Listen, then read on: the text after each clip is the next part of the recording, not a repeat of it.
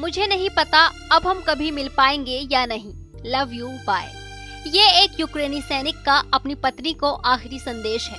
ये emotional message Ukraine के सैनिक ने आत्मसमर्पण के ठीक पहले अपनी पत्नी को भेजा है। दरअसल रूस ने यूक्रेन के मारियुपोल अज़ोवस्टल स्टील प्लांट पर पूरी तरह से कब्जा कर लिया है। रूस के अधिकारियों के मुताबिक शहर के अज़ोवस्टल स्टील प्लांट पर कब्जे को लेकर आखिरी लड़ाई चल रही थी, जिसके बाद यूक्रेनी सैनिकों ने आत्मसमर्पण कर दिया, जिसे रूस अब तक की सबसे बड़ी जीत कह रहा है। रूस का दावा है कि मारियुपोल के स्टील प्लांट में छिपे 2439 यूक्रेनी लड़ाकों ने रूसी सैनिकों के सामने आत्मसमर्पण कर दिया है। महीनों से यूक्रेन की सेना इस प्लांट पर रूस के कब्जे को रोकने के लिए लड़ रही थी। वहीं आत्मसमर्पण के बाद मारियुपोल का नियंत्रण रूस के पास चला गया है। रूसी मंत्रालय ने कहा कि अज़ोवस्टल में छिपे हुए 500 और यूक्रेनी लड़ाकों ने रूस के सामने हथियार डाल दिए हैं। इस तरह से सोमवार से शनिवार तक 2439 यूक्रेनी लड़ाकों ने रूस के सामने आत्मसमर्पण कर दिया है। ये बात अब यूक्रेन की तरफ से भी पुष्टि हो गई है। खुद राष्ट्रपति ज़ेलेंस्की ने कहा कि सैनिकों का जिंदा रहना ज्यादा जरूरी है। बताया जा रहा है कि ज़ेलेंस्की ने ही सैनिकों को सरेंडर के आदेश दिए। उन्होंने कहा, फिलहाल सभी सैनिकों को बाहर निकल जाना चाहिए। कहा जा रहा है कि अभी भी अज़ोवस्टल प्लांट में कुछ लोग फंसे हुए हैं। इन्हें भी स्पेशल कॉरिडोर के जरिए निकालने की कोशिश जारी है।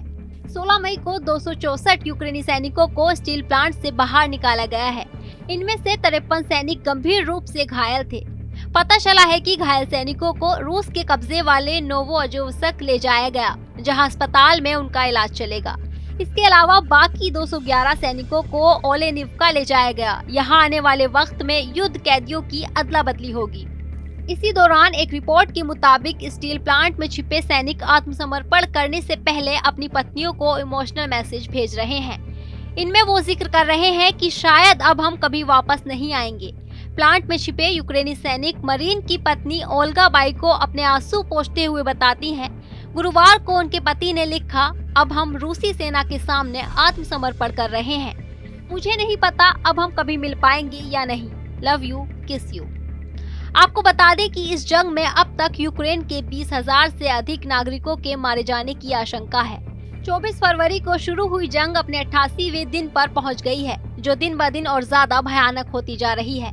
2 महीने से ज्यादा बीत जाने के बाद भी लड़ाई किसी नतीजे तक नहीं पहुंच पाई है। इस जंग में ना तो रूस पीछे हटने को तैयार है और ना ही यूक्रेन।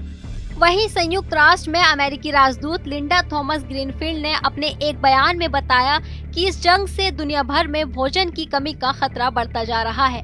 उन्होंने बताया कि रूस ने यूक्रेन के बंदरगाहों पर एक तरह से कब्जा कर लिया है। इससे दुनिया भर में भोजन की कमी की आशंका का स्तर 10 पर पहुंच गया है। अगर स्थिति में सुधार नहीं हुआ तो भविष्य में बड़े संकट से निपटने के लिए तैयार रहना चाहिए।